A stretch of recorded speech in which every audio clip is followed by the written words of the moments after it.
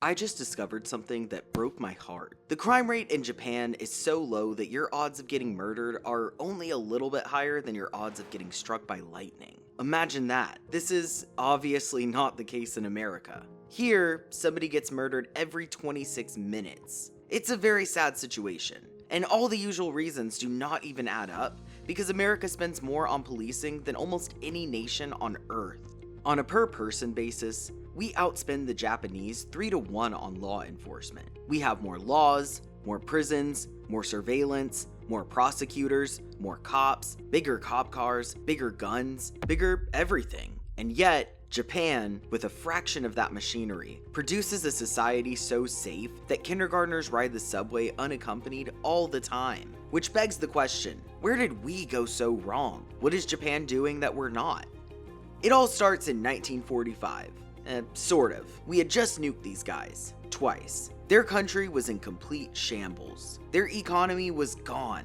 And more importantly, the social hierarchy that had defined their society for years was barely standing. I am talking about the aristocratic families, the samurai warlords, the powerful Zaibatsu business conglomerates, the feudal wealth structures. All of it was completely dismantled. And of course, Americans were running the country. Now, the American occupying government in Japan implemented some reforms that people here at home could only dream of. They broke up all the big corporations into pieces, taxed the incomes of the rich at 85%, and set the inheritance tax at 90%.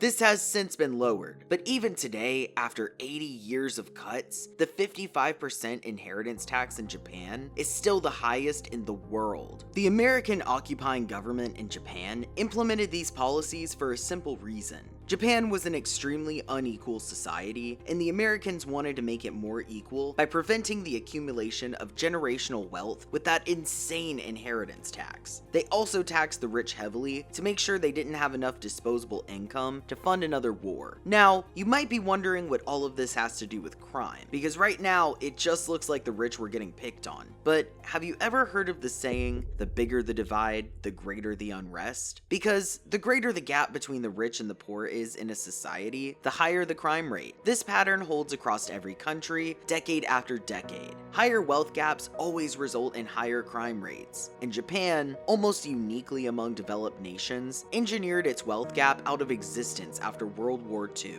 But America, as you know, went in a completely different direction. We chose to protect property and celebrate wealth accumulation as the highest achievement in our society. The same American government that was exterminating inequality in Japan was actively promoting it at home, with segregation, discrimination, redlining, and other policies whose only purpose was to create and maintain a permanent underclass that made the rest of us feel superior every time we looked down on them.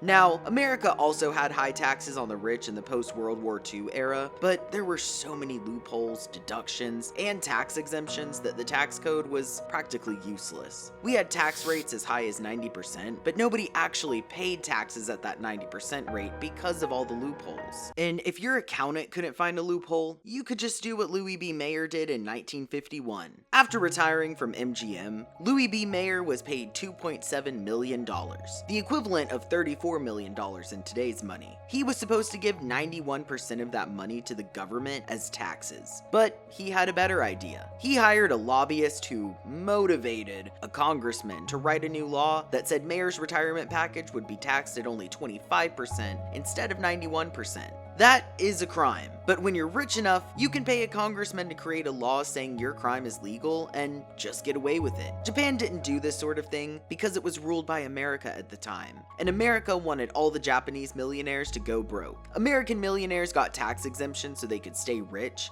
while Japanese millionaires were basically taxed out of existence. This reset the game for everybody in Japan by essentially flattening the wealth curve. Everybody over there started more or less from zero, while America just kept playing a rigged game and expanding on the inequalities that were already in place. Louis B. Mayer's children doubled that money and passed it down to their kids, who then passed it down to their kids, and so on. You, on the other hand, inherited nothing, because your grandfather didn't dodge taxes in 1951. You start with $0 in the bank, while somebody else starts with 30 million. This is how wealth inequality is created and sustained across multiple generations. Japan broke the cycle, America didn't. And when you have that kind of insurmountable inequality, people start to believe that the only way to move up is to do crime. The way we glorify crime in our music, movies, and video games is my Exhibit A. So, we are starting to see how all of this comes together. But let's face it, we can't just blame everything on the rich people. There are deeper reasons why a 6-year-old is safer in the streets of Osaka than in Chicago. In Japan, there is a concept baked into every level of law enforcement called Shiki Kisatsu, and in English, that just means community policing, and the idea is exactly how it sounds. The police are not just some force that descends on a neighborhood when something goes wrong. They are a more user-friendly unit in the Japanese system, and they achieve that with something called a koban. They are these little buildings usually near a train station or a busy intersection. They are staffed by uniformed officers, and the reason for these strategic locations is because they are the ones more susceptible to crime. And these are so thorough. They take this safety thing down to the community level. They handle everything that gets by, from lost wallets to noise complaints, even down to a neighbor acting strangely. Altogether, there are about 6,600 kobans across Japan, plus another 8,100 residential police substations. Basically, what these guys did was to incorporate policing into the immediate society. You know that saying, the police are your friend? They took it quite literally, because at this point, they are part police officer, part security guard, part lost and found department, and part unpaid therapist for the drunk businessman who missed the last train home. The deal is that Japanese policing starts from a foundational assumption that citizens are not just suspects waiting to be caught. They are the very thing the officer exists to protect. That framing changes everything, from how an office comes into a conversation or an incident. In America, that relationship is distinctly different. The police in America are authority figures first, and then, grudgingly, community members. They built a policing system from the tradition of control. And this is not my opinion. It is literally the documented history of how modern American policing developed. You know that running gag in movies where the cops always seem to arrive after everything has already gone wrong? Where do you think they got that narrative from, if not from real society? Japan uses its police to prevent crimes, whereas America uses its police to respond to crime after it has happened. But prevention only works if it goes all the way down, all the way to the broken streetlight that no one fixed, or the public drunk nobody moved along. Because in Japan, even these little things don't get ignored. And there is a specific reason why. It is something the Western criminologists have gone on to call the broken windows theory. The idea is that small visible signs of disorder, unchecked graffiti, vandalism, and public intoxication subtly signal that nobody is watching and nobody cares, which invites more serious crime. Japan does this obsessively. They never let anything slide, no matter how minor. America tried this as well. We gave it a field test in some neighborhoods, and it actually worked at times. But more often than not, it tipped into over-policing, profiling, and other civil liberty violations, which then destroyed the community trust that makes the whole thing work in the first place. And if we bring up the conversation of drug possession, the punishments for drug possession are generally more severe in Japan than in the USA, with a 7-year prison sentence for cannabis possession making the supply very hard to find. Before you compare that to the US, where recreational cannabis is legal, the point isn't whether that policy is right or wrong. The point is that Japan treats permissiveness toward any antisocial behavior, from littering to noisy public conduct, and possession of stuff like cannabis, as a doorway to larger social disorder. They're not really a live and let live society. It's an entire country of Asian parents, after all. In Japan, nobody even looks at it like a theory. They just do it, and it works fine. If you ask me, it just boils down to the culture that they already have about things being orderly. Not necessarily because the government said so, but because doing otherwise would be socially unacceptable. America tried to import the policy, but it couldn't import the culture that makes the policy work. Social shame as law enforcement. But before all the harsh punishments for criminal offenses, there is a somewhat unofficial court of law before anything ever gets filed. And I like to refer to it as the court of public devastation. Japan is a shame-based culture which stresses the importance of fulfilling one's role as a member of a hierarchical society. And in modern Japan, it is a wiring that starts from the minute a child can tell right from wrong. Japanese children are socialized from a very young age to be sensitive to shame and to consider the feelings and perspectives of others, and that training happens so naturally. For a child, it means being cut off from their group at school with no one to talk to. For an adult, being excluded from workplace relationships can have a serious negative impact on their job and career advancement. By the time a Japanese person is old enough to consider breaking a rule, the social consequences of doing so have already been rehearsed in their mind 1,000 times. And the results speak. In East Asian cultures with interdependent social relationships, individuals consider maintaining other people's respect and avoiding a loss of face as extremely important. Shame, in this context, goes beyond a feeling of discomfort. Your entire existence is under a very serious crisis. Of course, in some cases, this can be taken to an extreme. A good example is when you have a politician caught in a scandal, he does not simply resign. The apology has to be a prolonged, televised ritual of public self-destruction. And this has actually been softened in recent years due to Western influence. In pre-modern Japan, the expected response was seppuku. I can't really talk about it due to YouTube rules around this kind of stuff, but if you know, you know. And if you don't know, Google it. Now, a culture like this does stuff to people, mentally. So there is that factor, but America went the other extreme. To put it simply, public shame in America doesn't really exist anymore. People do all sorts of despicable things to other people, become public nuisances, commit crimes, and there really isn't any unified social reckoning. Corporations pay fines for decisions that destroy communities and reopen the following Monday. Politicians survive scandals that would have ended their very lives in a place like Japan, and it's all because of that one Bible verse that everyone likes to misuse. Don't judge. Japan judges, and it judges extremely harshly. This is because they understand that always trying to numb the social consequences of people's actions strangles people's ability to feel remorse, and in the long run, you will kill their conscience. Which brings us to the root of this social judgment system. Because, as we said, shame only works on a person who was taught to feel it in the first place. Every day, in every Japanese school across the country, the bell rings at the end of lunch,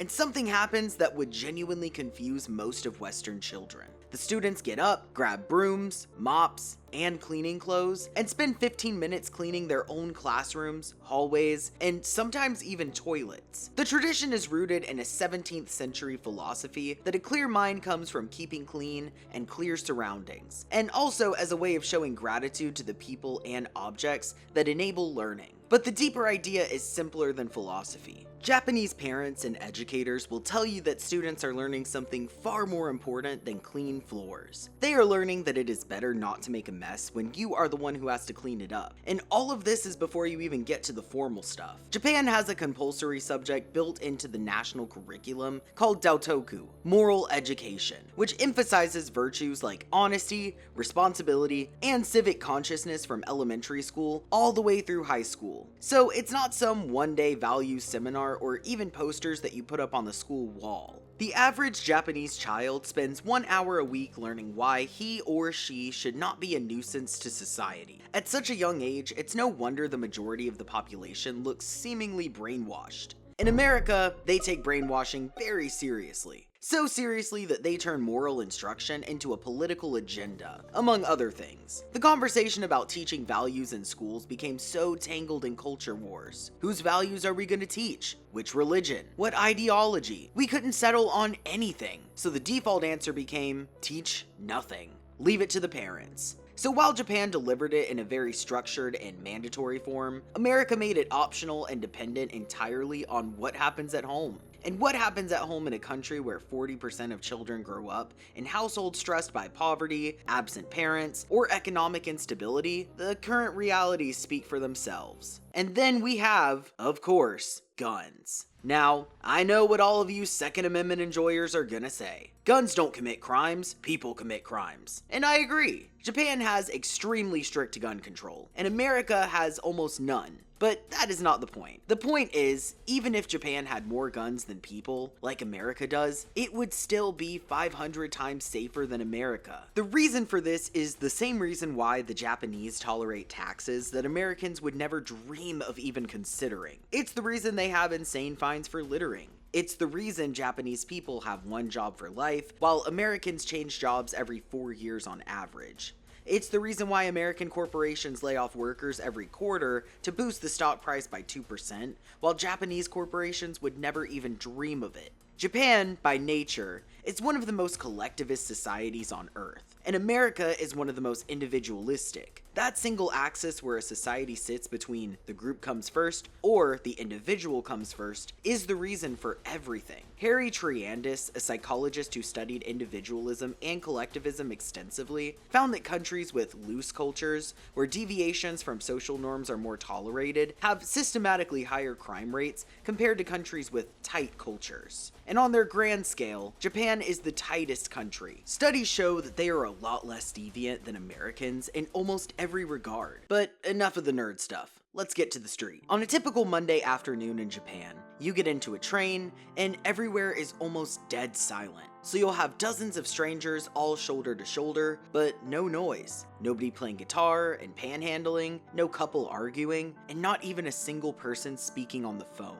And it's not because they can't speak or anything. It's simply a case where everyone has agreed that your comfort matters as much as mine. You don't need rules for it. Everyone just follows them. But for us here, the instincts run in the opposite direction. Our public transport is a freak show of rowdiness, callousness, and the very worst of humanity. Our society rewards those who go against order. Japan does the opposite. The Japanese believe in preserving tradition, while we believe in tearing it down and replacing it with something new. Hollywood has built an entire mythology around rebellion. And while that philosophy has produced extraordinary innovation, creativity, and individual achievement, it has a shadow side.